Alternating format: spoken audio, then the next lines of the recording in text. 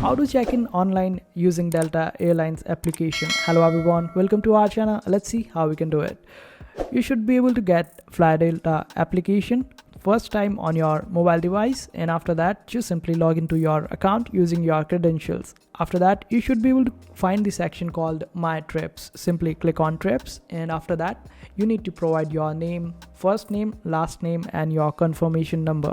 After that you should be able to find the option of flight details. Simply click on it, and there you would be able to find the option of check-in. Simply tap on check-in, and after that you would be able to find the option of how many bags you are carrying with yourself. Simply select the number according to your current situation, and after that click on continue.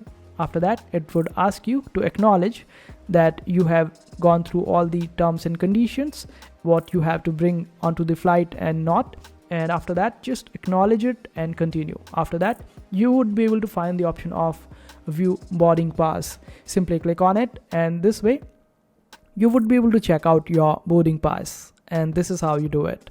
I hope this video was helpful. Make sure to hit that like button and also subscribe to our channel for more helpful videos.